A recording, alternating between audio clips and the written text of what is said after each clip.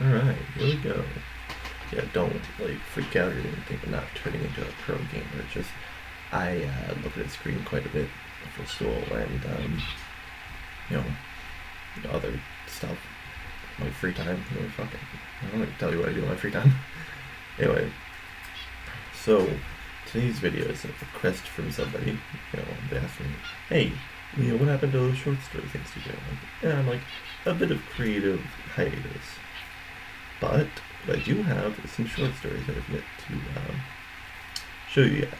So that's what we'll be doing today. I'm going to read one of them. It's called The Leech. It was adapted from a book I tried to write, but I thought, I can't. I realized I couldn't really write long because I don't have the energy for that sometimes. Alright. Let's get into my Word doc. Yep, The Leech. Ever been to... no, let's fuck that. Edgar Eddie Morris was a bookish teen with a penchant for writing and stumbling into odd situations. Once when he was 8, he'd walked into a part of the stream by his house where some kids were doping and asked him what they were doing. The kids, about high school age, and on their destined track to become future dispensary owners, were scared of being found out because kids have very loose lips. They asked Eddie what they can get him in order for what they were doing not to get out to someone like his parents or Officer Medley.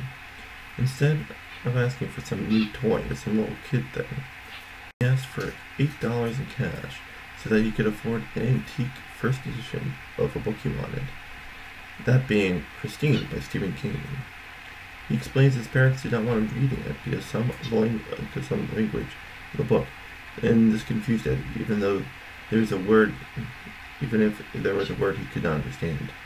Or if there was a word he couldn't understand, why bar him from getting it? One of the kids who was someone who had read Stephen King books but found it to be a little too gory for his taste, thought this was funny. It was like the one time he and his friends swiped a ladies' magazine from a gas station while the graveyard shift clerk was catching Z's. And when he got home with his prize, and hell-bent on making sure his parents did not find out about it, or be deep-fried by his dad. This was funny to him. I hope what I'm listening to did not just get recorded. He being a person who could handle his substances better than most, liquor, dope, and the one time he tried acid, decided it was he who was going to need to pay up, or they'll all be in some deep trouble. He dug into his pocket with the speed and power of a cheetah. He pulled out a hand such as a fisher pulls his prize. With his hand came a $10 bill, and all the better he thought. He held it. Sorry. I need to fucking pause or mute. Sorry. I thought I was going to be able to do it, but I can't now.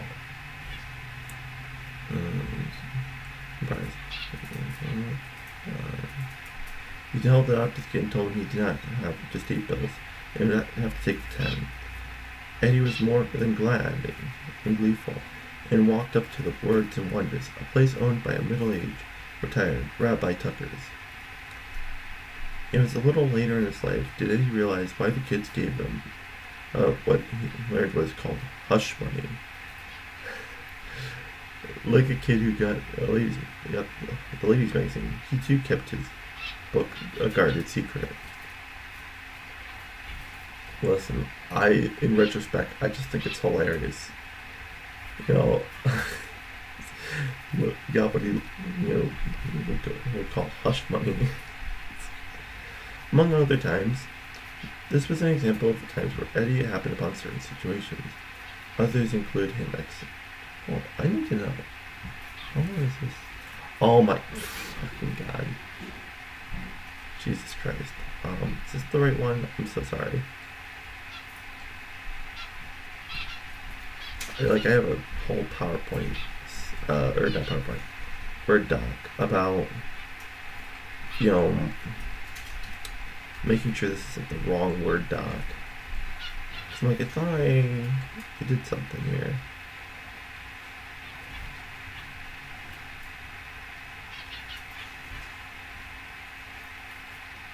Jesus Christ, fuck. Thank God. Perfect. It's the right document. Sorry, I was like, am I gonna have to start this shit all over again to find the right document? Alright, perfect. I'll just scrolling up. Yes. Student situation. Others included accidentally finding a lost dog in the woods.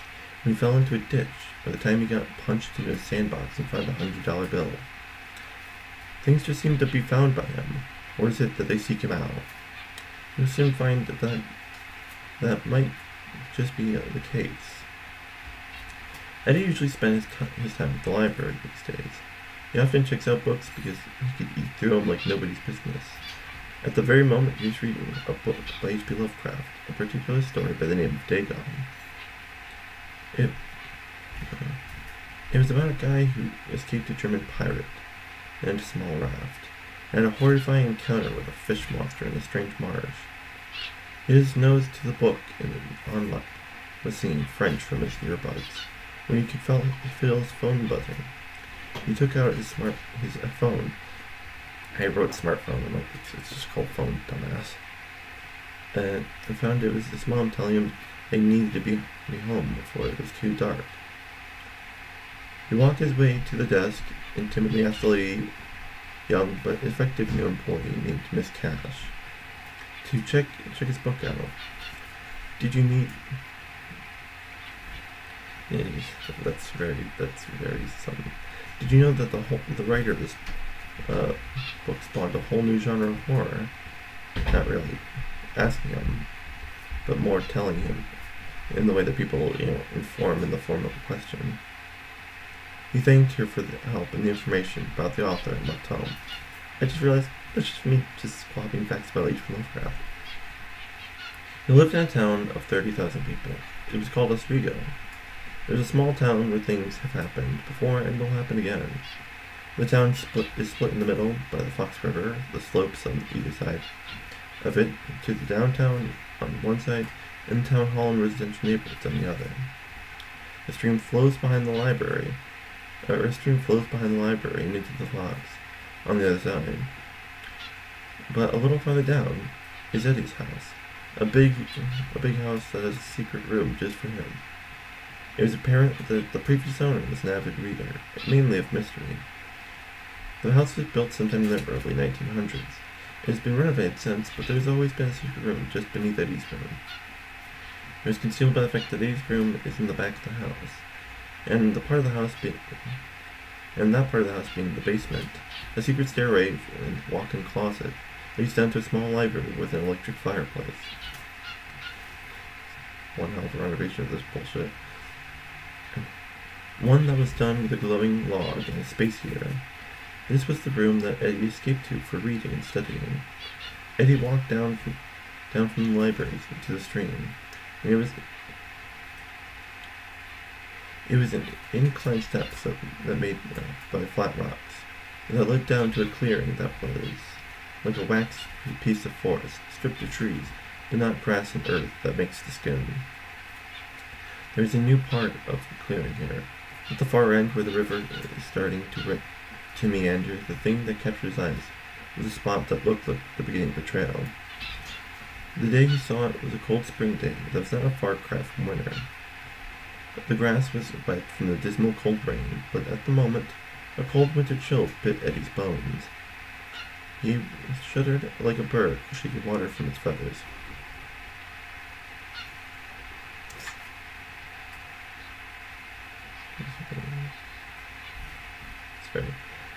He thought he might go into there first, but now he was having second thoughts about going there.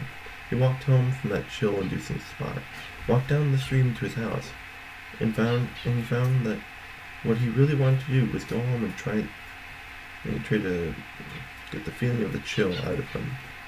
Although it was gone, the feeling still gripped him.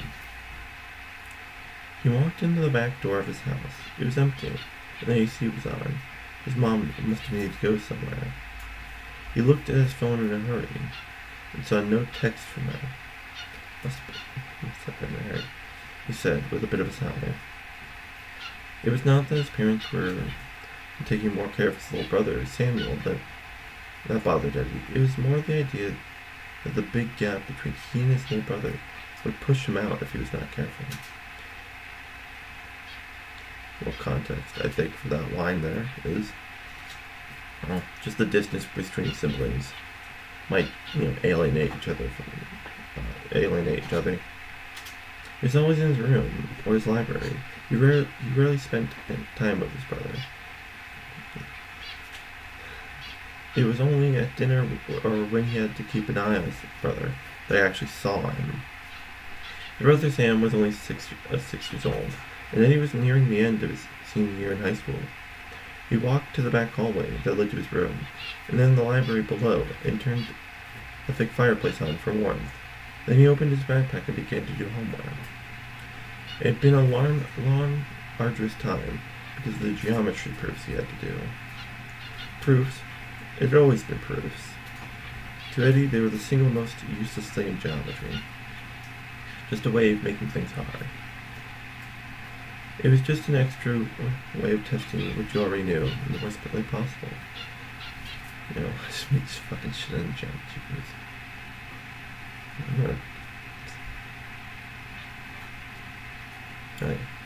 Eddie gave his head a hemorrhage just to get a B in the class. Other than that, he had some pretty good score in his classes. Well, except PE class. That more he just had to scrape by him. He walked back up to his room to see if anyone was back. The library was almost soundproof. He climbed up the stairs and found that he could hear a kind of squishing sound, like an awful assault on his ears that made him want to puke. He turned around, which seemed to be coming from the window, but there was nothing beyond the glass. The sound had stopped. But like the chill, it seemed to have a horrifying ghost life beyond its end. He did not have a good feeling about that sound, or what it could have been, but he pressed on with what he had set out to do. He did not hear anything from his bedroom, so he went back to the door, where the back door was. The back door was the laundry room, which adjoined the kitchen. There was not a sound in the house, not in the kitchen, not in the family room, not from upstairs or the driveway. Nobody was home. It was silent except for his footsteps. The silence was eerie, like that in the horror movies that scared Eddie as a kid. He's calling me.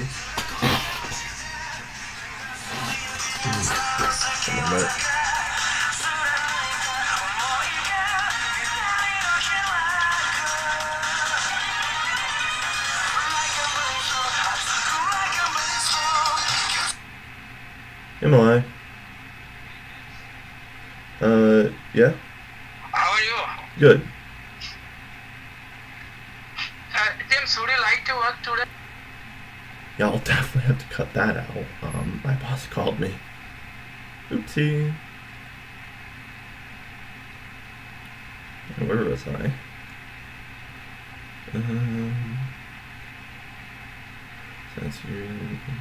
Yes. He went from the front door so that he could go grab the mail. His driveway was not that long. It led to the street, into a street parallel with the main street. His driveway was not that long. It led to the street. To a street parallel with Main Street, but just downhill. He opened the door and felt his mouth go dry, and his throat made an awful clicking sound as he did a cartoon gulp of fear. He could feel it, a feeling that something was standing close enough to get him if it wanted to. The door made him feel naked to an attack from whatever might be out there.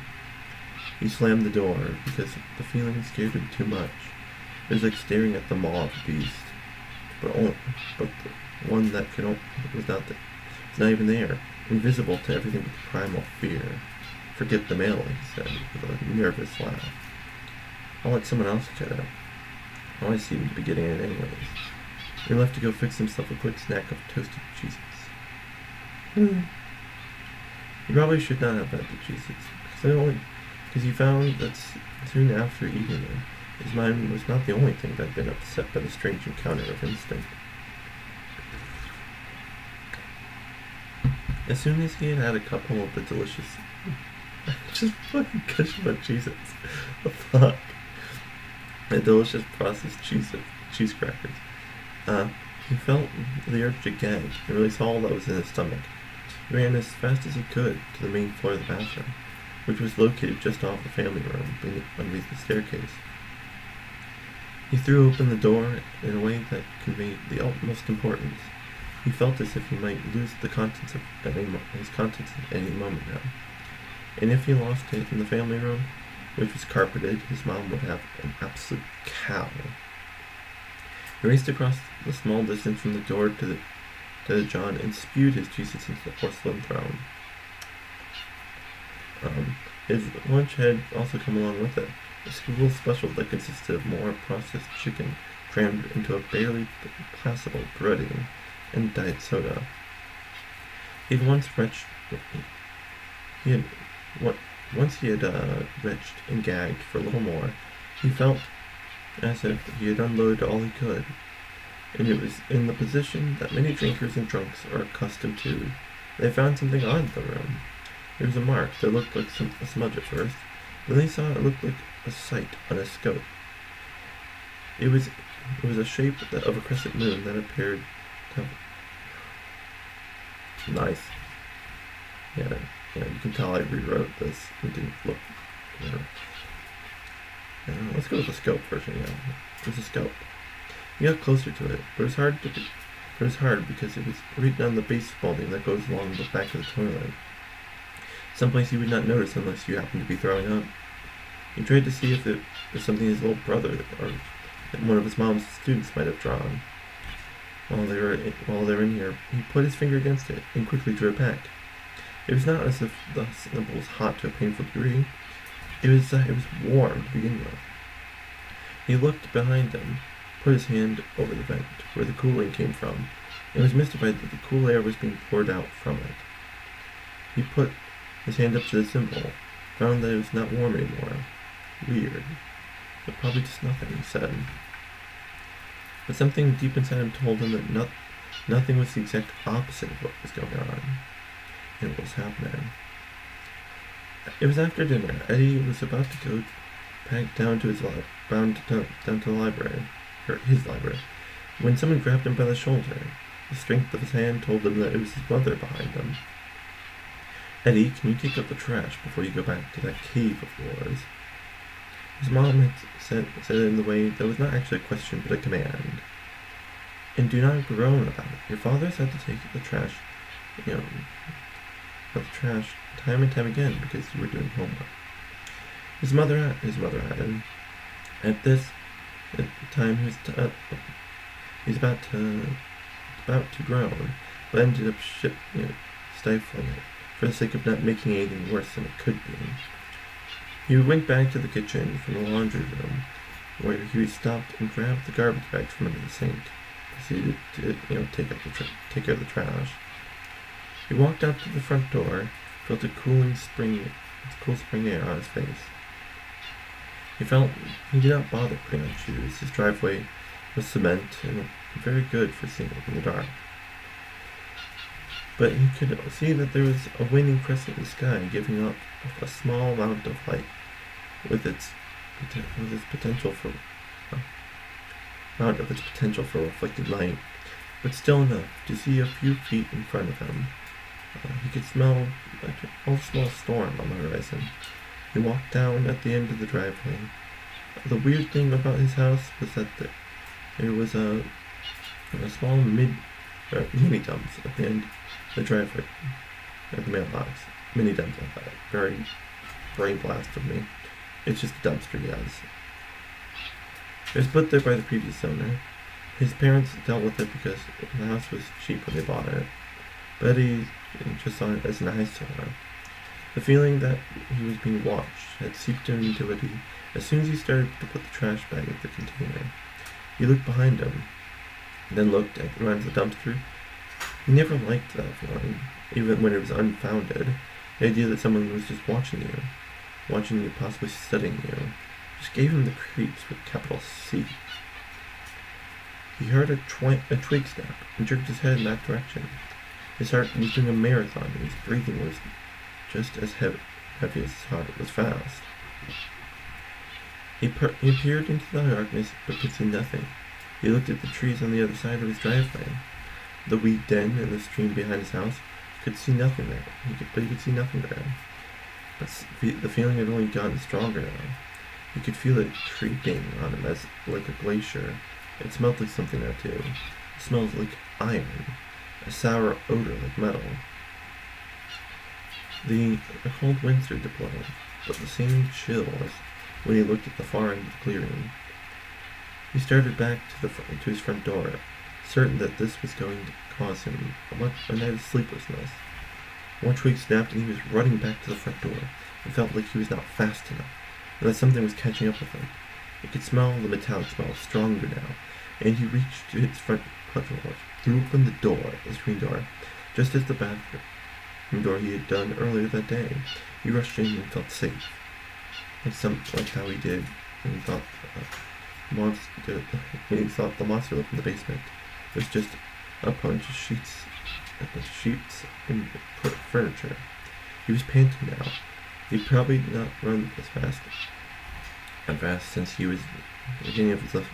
He's probably not run that fast since he was at the beginning of the semester. And he took the mile.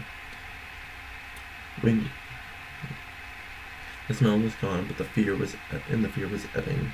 Somehow Eddie felt as if that would not be for the first time. He was feeling safe outside his home, especially if the wind was blowing and the dark was growing. It was a fitful sleep, something that seemed to mark the beginning of something Eddie did not like. It was a taste in his mouth, something foul was beginning to take hold. It's just feeling a hard lump at the tissue of your breast. Eddie came in and out of sleep. Most were nightmares, some were just odd. The nightmares were mostly about being chased and being too slow to run away. There was also one about him waking up in a dark forest where the sun had died. There, where he was having an iron contest with a vampire for the castle in the best castle in the Florida Everglades.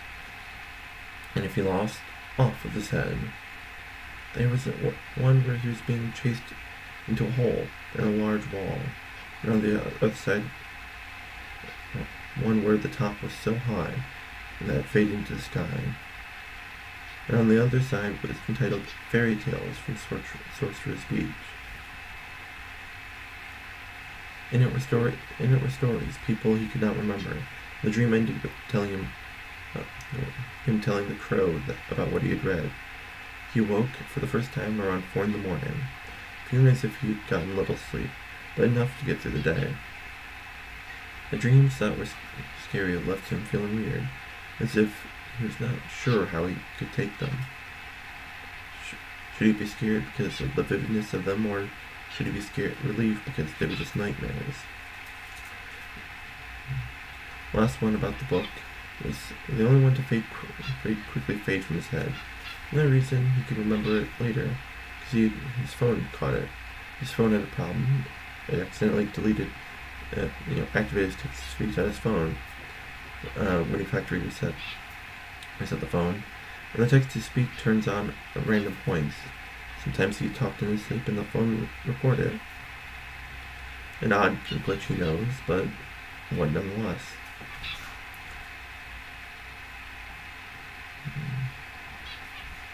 In this darkness of the early spring morning, he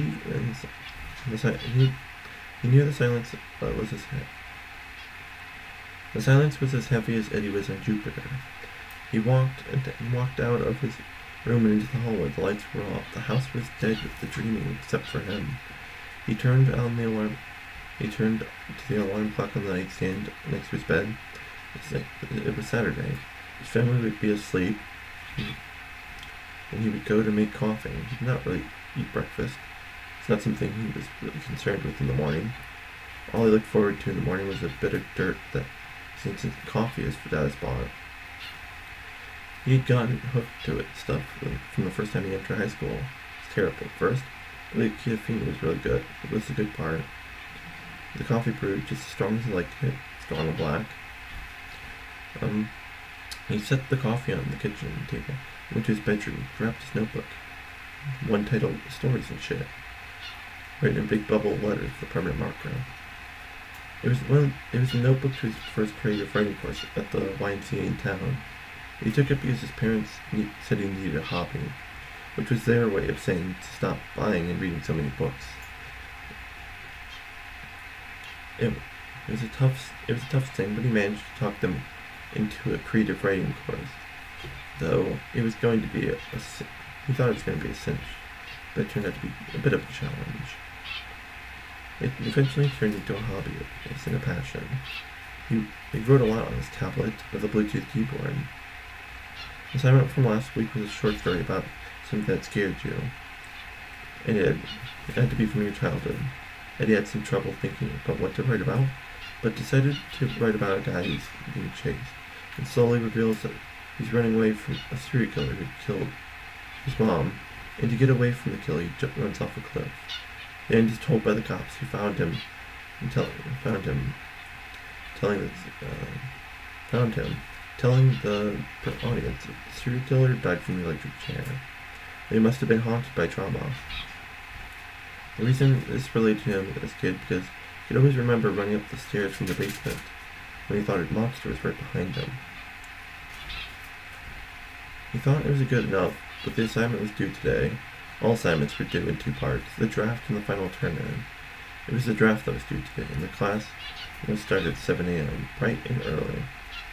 But by that time, it would still be dark, and he would have to walk through town in the same silent dark that he did not like.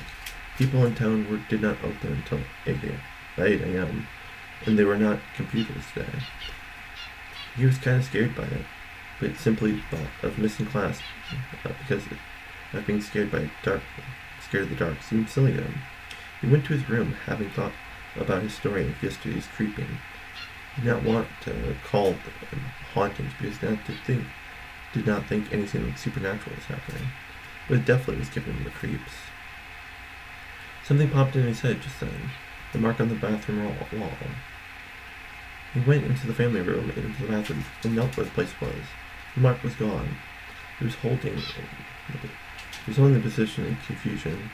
Where'd the mark gone? Has Mom or his dad seen it and washed it away? He did not have a good feeling about it.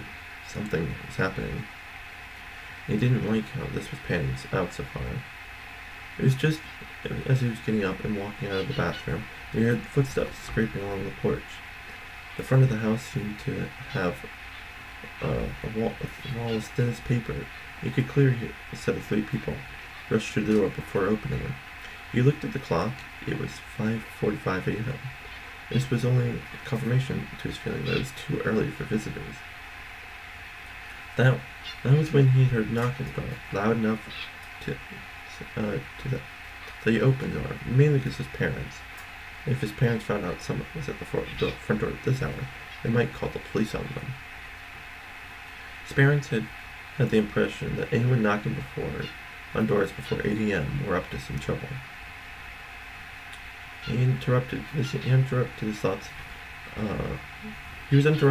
thoughts by a knock on his nose. Pain erupted in his face as the door left his hand, sitting on his meat. He looked up and saw some very unexpected people. 3 of the neighborhood bullies, Tom Knight, Sally Evans, and Ajax Goldberg. He could tell already this morning was not to be a good one. And that's going to be a first installment. I'll get to the next one at some point. I just don't like to talk too long. It's going to wear out my voice. Alright, see you next time.